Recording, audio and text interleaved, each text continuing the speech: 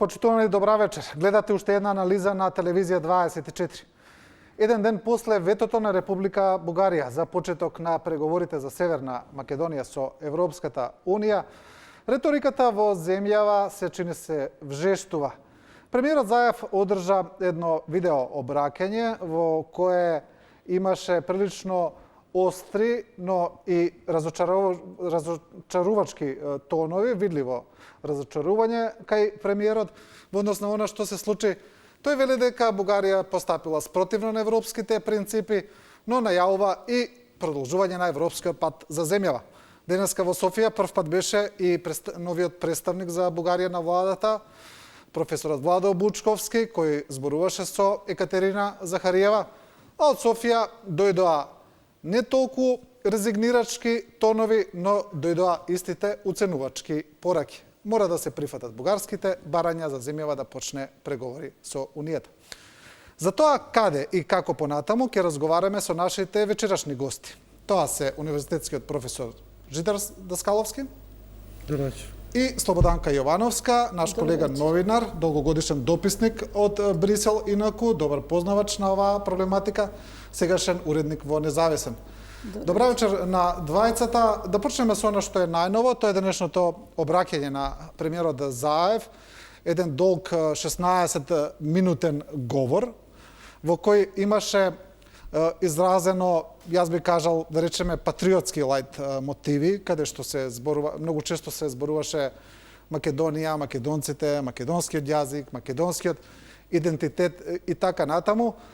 Премиерот, за разлика од оно интервју дадено за БГНС, сега беше прилично остар кон Бугарија, вели постапила спротивно на европските вредности, ја критикуваше и Европската Унија. Ајде една оценка прво за ова, дали е разбирливо, очекувано, дали мислите дека ова значи некаква промена на политиката или ова е се, значи, сходно текот на станите? Јовановска?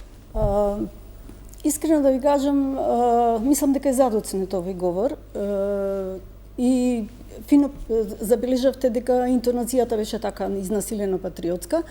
Мислам дека нема да се смени ништо во политиката. Самиот факт што денес во Софија беше Бучковски да практично да ги продолжи преговорите, самиот факт дека премиерот најави дека ние не се откажуваме, би било илузорно и да се откажеме заради едно вето. Меѓутоа, самиот факт дека Добро, не е баш едно, но ќе зборуваме за тоа, да, една од темите. Добро, не, една серија од вета. Мислам, научени сме на вета, не е тоа нешто ново.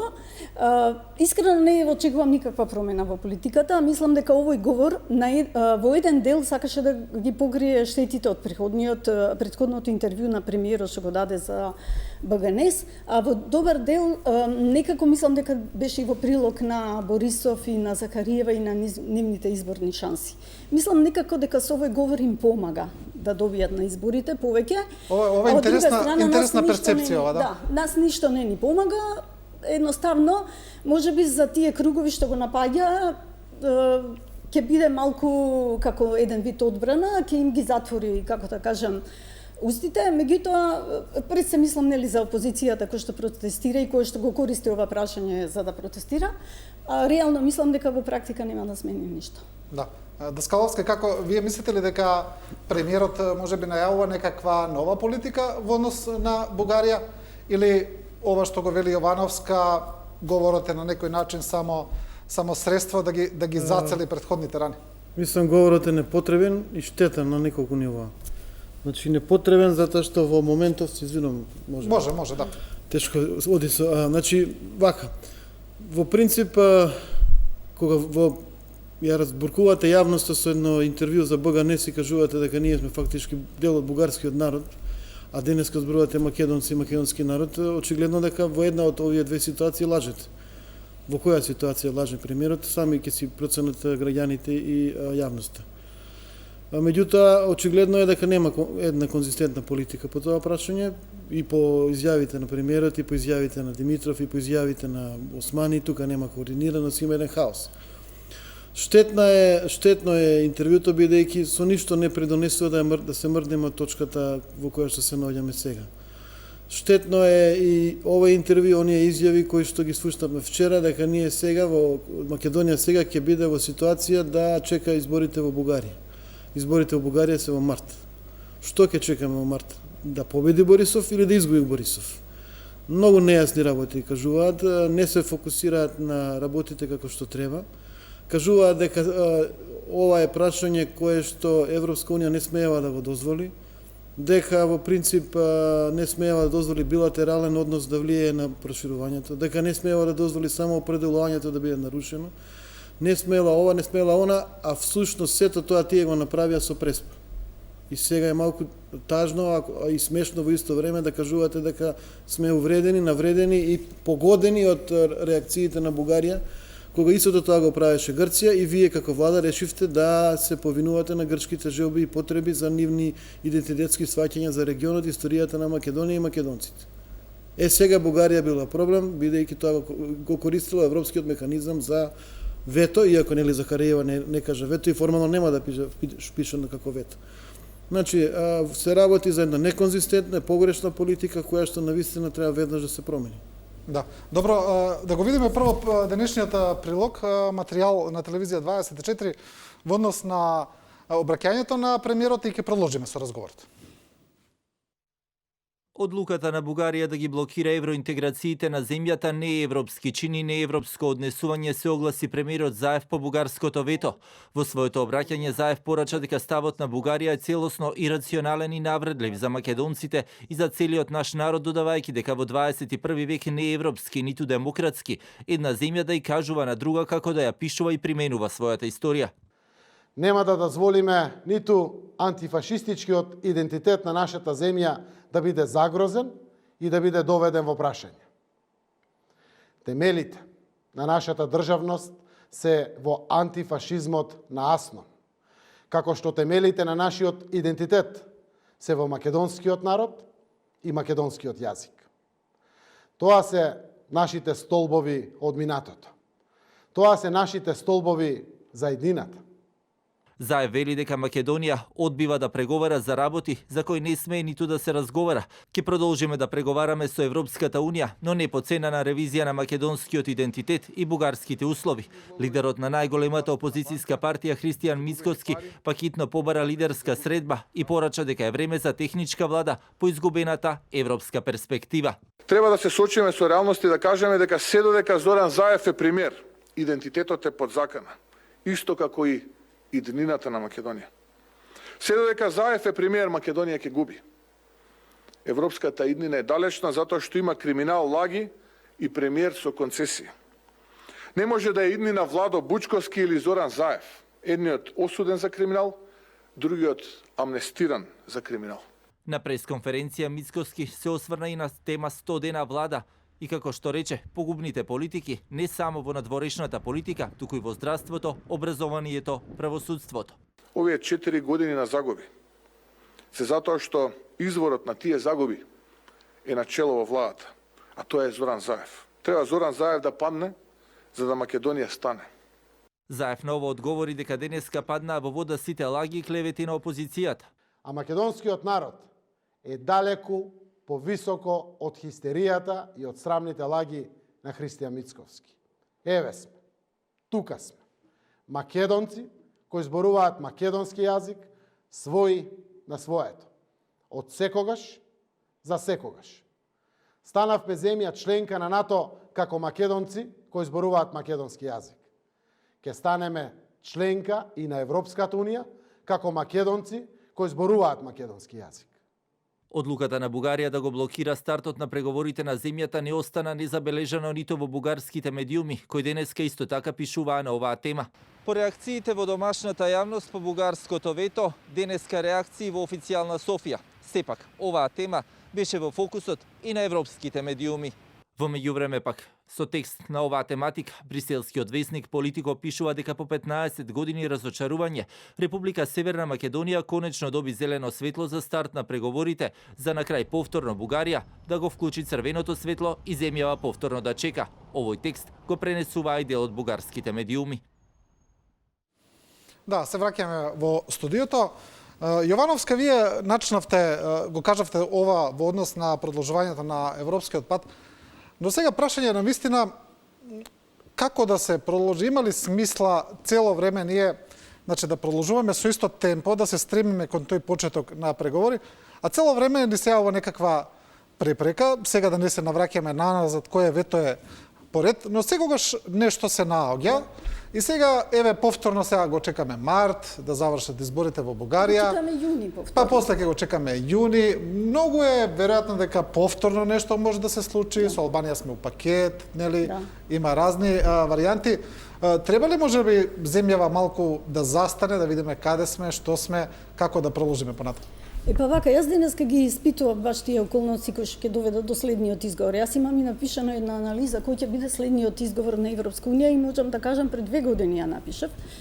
И мислам дека факт е, треба ние да седнеме и да се соочиме со фактот дека чудотворец во Македонија не ќе успее да ја помрдне евроинтеграцијата, да ја стави на брза трака, бидејќи во ЕУ нема расположение за проширување. Дури пред да не примат во НАТО, јас бев сигурна дека почна веќе да станувам сигурна дека во ЕУ никогаш нема да станеме членка. Ние треба да седнеме сериозно, јас не викам да се откажеме, далеку од тоа не е рационално, сепак ЕУ е многу привлечена цел за да се откажеш самиот од тоа. Меѓутоа треба да седнеме риториката и треба да го седнеме прашањето многу пониско. Едноставно да не го подигнеме на тоа ниво да биде како прашање на живот и смрт, оди ли Македонија напред или стои Македонија, сето тоа да зависи од евроинтеграцијата. Јас дури веќе подолг период мислам дека ние треба да седнеме и на хартија да ставиме што од таа евроинтеграција ни треба нас реално. Мислам ни треба како нешто што ќе ни помогне на општеството да просперира. И јас тука мислам дека најпаметните земји членки, тие државите што влегуваа во ЕУ, најзрелите беа тие што пресметаа од колку пари да земат и од кај да земат пари. Ние упорно збориме дека ЕУ ни треба за некакви реформи да правиме, ЕУ да не превоспитува, ЕУ стандарди да ни прави. Мислам дека тоа е погрешно. Видовме толку земји членки што влегува во ЕУ, не направија реформи, туку отидоа назад во реформите. Едноставно очајнички се борат да бидат натре ради фондовите што ги дава Европската унија.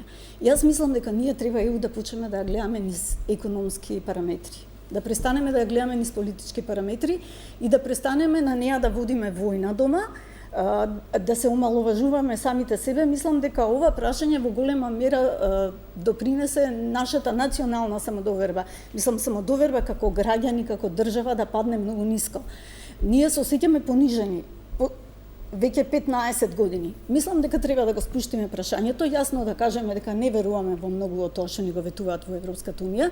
Мислам факт е дека они се блокирани од внатре, дека тешко им иде и со овој број на земји членки да работиме на тоа, меѓутоа да не биде толку високо на агендата и да не се сваќа толку драматично. Да, ова што го кажува Јовановска... Едноставно да бараме од Брисел да ни го надомести финансиски ова изгубено време и ова изгубена енергија што имаме ние со Европската унија. Да ни отвори разни фондови, да ни отвори разни програми. Едноставно да користиме ние од Европската унија нешто повеќе од сега што користиме. Па не ми се чини на некој начин да се обедуваат да компензираат со тој понуден фонд од 8 милиарди евра за регионот, со овие регионални организации што ги прават мал Шенген, не знам што. Една работа, а тоа што ние треба да знаеме од кај да извлечеме и што да извлечеме и треба да тропаме постојано на врата и да бараме повеќе. Треба да бараме. Ние некако... Да, може да искоментирам. Да. Кога станува збор за 8 милиарди, станува збор за средства кои што се наменети за целиот Западен Балкан во оној буџетски период на Европска унија наредните 7 години од 2028 година. Да. Што значи дека тие средства се распределуваат според големината на државата, населението и така натаму и се доста помали во однос на средствата кои што ги добиваат новите членки, земјите членки како Бугарија, Романија, Хрватска е последниот бран да речеме на членки. Така што далеку, како што кажа колешката тука, далеку е подобро ако си внатре и можеш да ги пристапиш на фондовите. Мораш да имаш предвид дека тие што се внатре и даваат пари. Не, јасно. Не само зимаат. Јасно тоа, да. Меѓутоа секако дека на крајот ке на денот... дадеш и ке земеш. На крајот на денот сумата на средства која што ги добиваш за структурни реформи се далеко поголеми од овие сега што ние като земја кандидатка ги земаме. Меѓутоа сакам да кажам следно. Политиката на Камшикар оние познати изјави на премиерот и на председателот. Да, дека не треба камшикар. Дека ни треба камшикар. Во смисло дека ни треба некој како ЕУ да не построи, подучи, турни и на некој начин одреди на правиот пат. Таа политика е погрешна и погубна. Значи погрешна и погубна затоа што ние на крајот на денот сите можни промени внатре ги правиме за нас самите. Значи ние сакаме Македонија да биде земја кај што ќе владее право, ќе има демократија и ќе има економски раст. Таква Македонија Европска унија веднаш ќе ја покани и преговорите ќе завршат во рок од 6 месеци. Символички кажувам сега, да не ме фаќате Доколку ги тука. достигнеме стандардите. Секако, вие утре да ја поканите Швајцарија, мислите дека нешто претерано многу ќе преговара Европска унија со Швајцарија? Во смисол на одредени детали околу економскиот систем, исклучоци, банки и така натаму, може би да, меѓутоа генерално тоа е тоа. Земја која што е богата, демократски напредна и со владење на правото, е земја која што може да влезе во ЕУ утре. Поентата на пристапните преговори и условеноста во минатите бранови на проширување беше да се помогне демократските сили да го забрзаат тој процес. Меѓутоа, кај нас процесот не се забрзува, кај нас процесот се забавува, а секоја нова влада го забавува. И тука имаме проблем. И ние економски тонеме, а сега во ковид кризата тонеме катастрофално со новите земувања. Тоа е целата поента. Значи, политика на камшикар е погубна и погрешна. Сами треба да знаеме што ни е целта, каде сакаме Македонија да биде и да ги достигнеме тие стандарди час поскоро. Нас не ни брани никој да ги спроведуваме препораките на ЕУ и без да имаме контрола од ЕУ, нели формална некаква. Ете, поглавијата ги знаеме, може да ги спроведуваме, кој ни брани. Нема потреба, ние можеме да си ја водиме државата така како за да оди напред, да си уредуваме, не мора ни да ги следиме препораките на ЕУ. Ние треба да правиме тоа што е добро за Македонија. Да. Јовановска, она што го спомна професорот Преспанскиот договор, пред да се тоест од кога се склучи пред референдумот, значи имавме една серија тука на посети на земјава на високи европски званичници, беше и Ангела Меркел. Тие не кажа експлицитно сега дека потпишете го ова и ќе добиете преговори за ЕУ, но тоа прилично јасно го навестува. Ангела Меркел рече, со ова ќе ви се отвори европскиот пат, да речеме. Сега што и да значи тоа, но кога ќе ви дојде нели премиерката на Германија и среда Скопје ќе ви го каже тоа, сепак нешто ви значи на вас, мислам. Дали сега ова го гледаме како реал политика, како едноставно тоа цело време се случува, или ние со Преспанскиот договор сме директно излажани од Европската унија? Не е тачно, не би рекла. Преспанскиот договор беше многу корисен. Прво, Преспанскиот договор ги среди нашите односи со Грција, што беше многу битно. Тоа е Не, се извинувам, не дали е добар договорот, туку дали бевме излажани дека кога го потпишеме Европскиот договор, Преспанскиот дека ќе добиеме преговори за Европска унија. Тоа ми. Прво, Преспанскиот договор ни отвори врата за НАТО. Тоа да. Што тогаш беше јасно дека ние го потпишуваме Преспанскиот договор ради НАТО. Бидејќи во НАТО ние веќе имавме покана. И НАТО функционира многу поекспедитивно. Мислам, кој ќе ти дадат покана, ти дале покана. Не како ЕУ, 100 пати ти дава датум.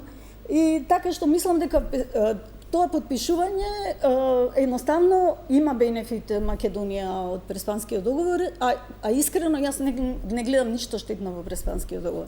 Мислам дека договорот беше многу подобар од тоа што го очекувавме. Така што корисно беше потпишувањето и никош не би го поврзала со ова што се случува сега во Европската унија. Јас искрено мислам дека во Европската унија лидерите едноставно ни самите не знаат што можат да исполнат од тоа што ветуваат. Они имаат добра волја, меѓутоа ви имате таму 27 земји членки. Не се знае во кој момент која земја каков интерес има и која земја во кој момент каква влада ќе има. Денеска ви збора Ангела Меркел, меѓутоа во септември, октомври во Германија има избори и не се знае кој ќе дојде на власт и не се знае каква политика ќе води. И едноставно такви ветувања не траат долго. Мислам, Македонија долги години живееше во сонот дека овој процес вечно ќе трае, дека нас вечно ќе не чекаат. Меѓутоа се покажа дека не е така. Во моментов, вие ставите се во улога да сте земја членка на ЕУ и да треба да примите нови. Во моментов тие се блокирани во толку сегменти. Прво, буџетот им е блокиран, првпат во 30 годишна историја. И сега вие кога имате искуство со една Полска, кога имате искуство со една Унгарија, кои имате искуство со една Бугарија, значи Бугарија е организиран криминал и мафија. Унгарија, знаеме, со човекови права, прекршувања, политичко уназадување, сето Демократија, тоа. да. И вас ви треба душа нови членки. На страна што во ЕУ, например, многу битно прашање е рамнотежата на гласови. Секојаш се води сметка кој кого ќе надгласа. Мислам, за тоа се водеше војна. Уставот на Европска Унија падна ради тоа прашање. И сега вие да донесете во ЕУ уште земји членки кои што практично може да се приклучат на блокот на тие ретроградни земји членки, значи Германија и Франција да изгубат Европската Унија, да изгубат моќ во Европската Унија. Јас тоа го зборувам веќе подолг период, на ЕУ и се случува синдромот на Советот на Европа. Советот на Европа стана тотално ирелевантна организација откако влегува сите овие источни земји од бившиот СССР+, кои што ги наметнаа нивните стандарди во Советот на Европа, не западните стандарди што ги знаевме ние за човекови права. И моментално во ЕУ се случува тешка битка, таа се гледа на буџетот. Да. Ова што сега може ли да мислиме дека Јовановска кажа дека таа мисли дека не сме добиле препорака поради тоа што Европската Унија всушност не сака проширување. Значи другите земји членки формално немаа ништо против. Дури и оние кои цело време се спомнуваа како можни противници, Франција, да речеме, најголем, Данска, Холандија, добро, за Албанија има отворени примедби. И тие кажаа дека се за почеток на преговори, но може ли да веруваме дека навистина Бугарија е во ова сама? Или има и други земји членки кои едноставно не вршат притисок врз Софија и на таков начин и помагаат. Тука е изјавата на еврокомесарот Вархеј, која и нашите представници ја оценија како еднострана во насока на Бугарија. Да. Тука сакам да кажам три работи. Прво е таа дека ние на времето кога ги добивавме оние шлаканици од Грција на сите можни самити совети на Европската Унија, секогаш бевме на некој начин охрабрени со тоа што ете само Грција била таа што не блокира, или во некои инстанции била тука Франција, да речеме, бил Кипар, меѓутоа во секој случај не повеќе од две-три земји, и тоа ни давало надежи дека ние сепак некако ќе можеме да се исправиме со проблемот. Видовме како се справија со проблемот Димитров и Заев и видовме дека тоа не ги дава резултатите и нема да ги дава резултатите, бидејќи погрешно е проценето дека ветувањата што можеби ги добиле неформално, можеби ги добиле вербално, ќе бидат доволни и дека ќе се испорача отварање на преговорите. Видовме дека Франција си има своја политика внатре во Европската Унија, се наметнува како главна земја, и видовме дека Бугарија на крајот на денот си продолжува својата национална програма, која што не е од денес, не е од вчера, не е од една деценија, со децении е стара. Сега, дали имало и други земји кои што можеби ја поддржале Бугарија или можеби ќе ја поддржале доколку станало многу тесно за Софија? Можно е. И можно е тоа да биде ситуација во самиот самит, во самиот состанок на министри на дворешни работи, во самиот состанок на амбасадори во Брисел. Значи, можно е инцидентно да биде поддршката за Бугарија, а Бугарија да поддржи некоја земја за некој друго прашање во рамките на расправа за буџет, во расправа за земјоделска политика или што и да е. Значи, има, како што, например, имаше и во времето на СФРЈ, ситуации каде што Србија е сојузник со Црна Гора, па и со Македонија, а Македонија некој што сојузник со Белград, некој што Загреб, така и во Европската Унија може да се случи некоја земја да ја поддржи Бугарија привремено и инцидентно за ваква ситуација, а да не биде тоа суштинска поддршка. Така што не знам, можно е и веројатно е дека ќе има ситуации каде што ќе ја поддржат Бугарија во блокирањето на Македонија и во иднина.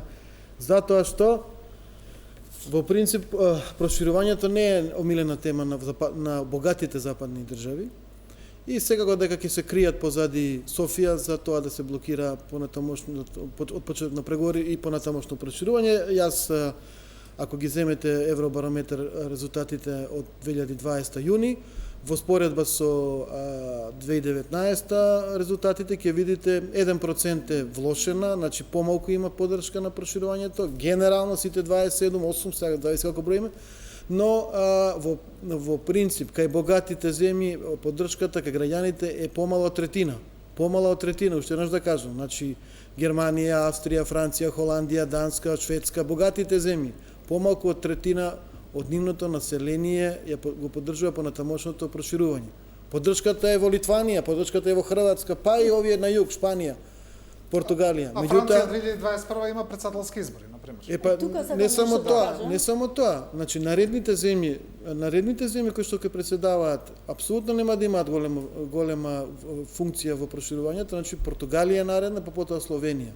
Словенија може би заради блискост кон Југоисточна Европа, меѓутоа наредна е Португалија. Како Португалија нам ќе ни помогне со поставување на прашањето високо на агендата, сигурно не. А 2022 е Франција председавач, така што тука доста тмурни времења веројатно доаѓаат за нас. Да, јас прво тој мит за преседавачите би го срушила веднаш. Мислам, тие преседавачи нема таква улога како ние што им придаваме. Се види и од фактот дека Германија као многу моќна, нели не пројде Македонија, ниту мислам дека зависи од тоа дали ќе биде Португалија или ќе биде Словенија, тие си имаат, сите си добиваат програма што треба да ја продолжат. Така што тука не би се многу вознемирила кој ќе биде преседавач. Мене многу побитни ми се кој ќе биде следните избори идната година. Вие идната година имате избори во Германија, имате избори во Холандија и што е најважно имате избори во Албанија. Лошо е што Македонија и Албанија сега се во еден пакет. Практично ние сите забораваме дека Албанија доби вето ради нас. Едноставно и Албанија е блокирана. Албанија до година во април ќе има избори и ако бидејќи таму политичките состојби се Албанија беше блокирана од Холандија сега. Добро, ама политичките состојби таму се лоши и може тоа дополнително да го влоши, нели, досието на Албанија и после ние да отпаднаме ради Албанија. Сакам да кажам, изговори може да се најдат многу.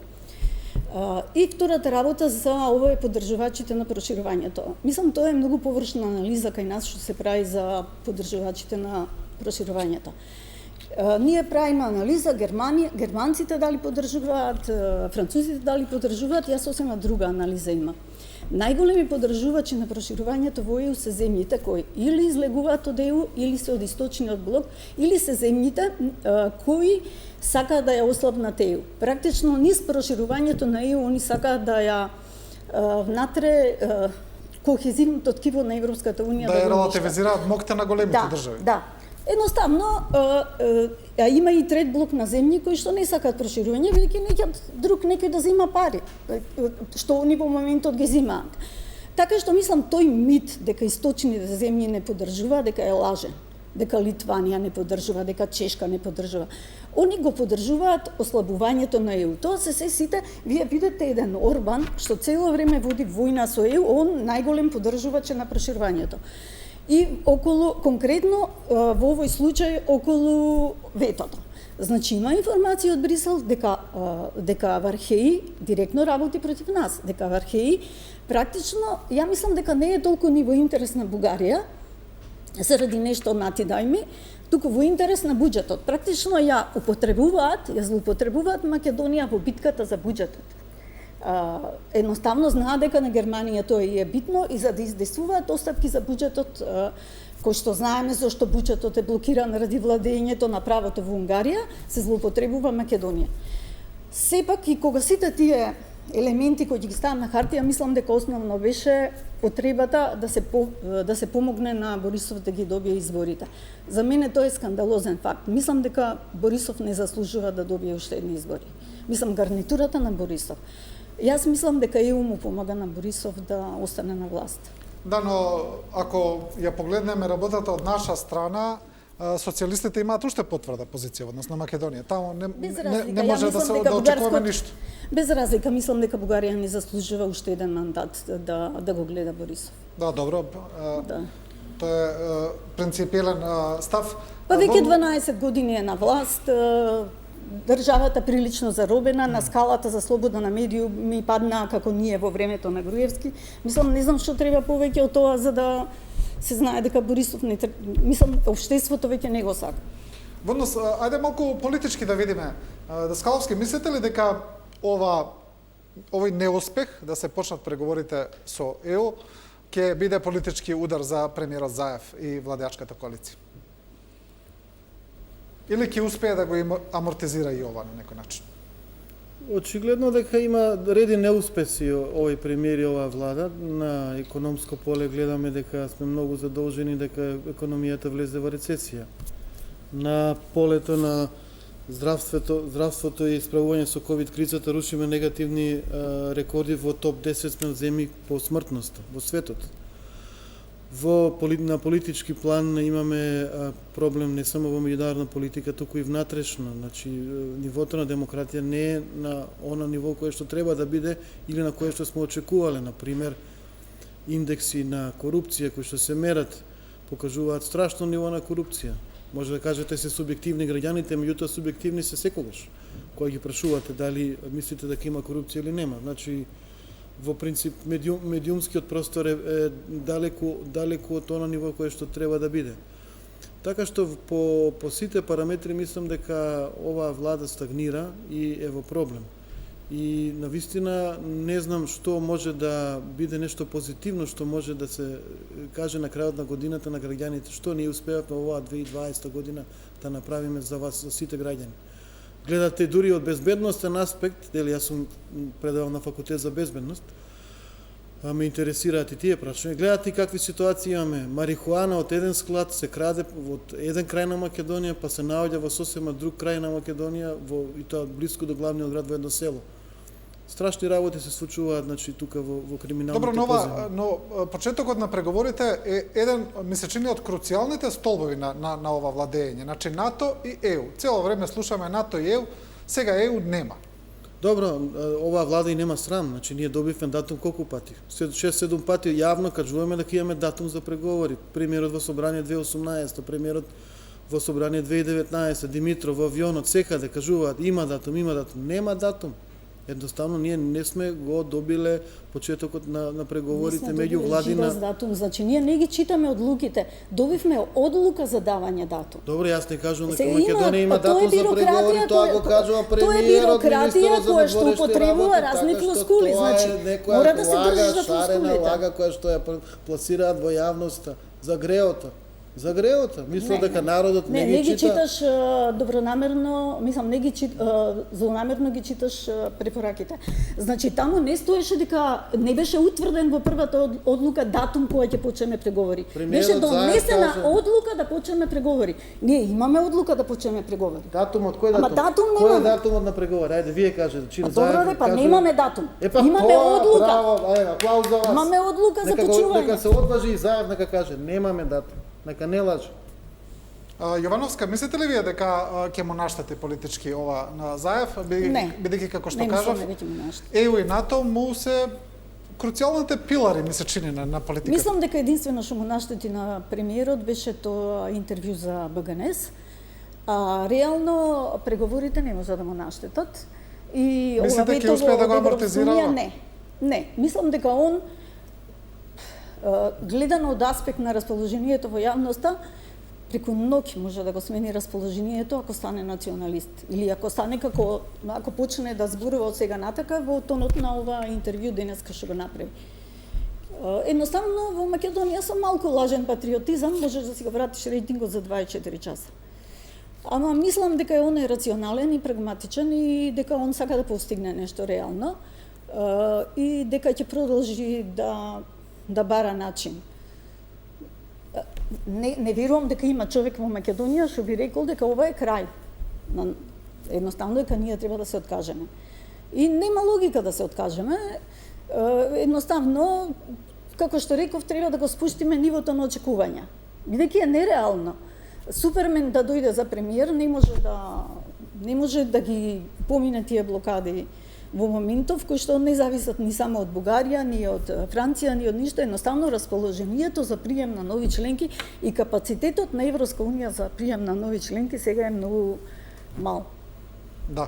Од друга страна гледаме Даскаловски дека ова се што го набројавте вие малку како ваше мислење за владењето на оваа владеачка структура, за тие слабости како што велите, сепак опозицијата не успева некако да капитализира ништо од тоа. Значи, опозицијата ги загуби последните два изборни циклуси. Сега, дури парадоксално гледаме дека на изборите во Штип, еден, да речеме, од што би требало во овие моменти да биде бастион, да речеме, на ВМРО ДПМН не учествуваат воопшто, со некакви изговори, не знам, за пандемија, за нешто. Не успева, каде е па нивната грешка? Дали на нив едноставно граѓаните можеби се незадоволни од ЗАЕФ, но не веруваат ни на опозицијата, на оваа опозиција? Па може би и тоа е одговорот. Не знам, граѓаните на избори слободно си го кажуваат својот став. Се разбира, ние на овие избори имавме, како и на многу минати избори, доста ситуации на подкуп, на влијание на граѓаните со разни методи кои што се во Македонија во принцип на многу избори класика, нели, закани во јавна администрација и работење со социјално ранливи групи и на некој начин условување на истите да гласаат за вашата политичка партија. Но на крајот на денот тоа било во летото, а каква е сега состојбата не би можел да искоментирам и се разбира прашањето е доколку утре има избори, како ќе реагираат граѓаните на сето она што се случуваше од летото до денеска. Да. Добро, мораме да направиме една кратка пауза за реклами и се враќаме во студиото.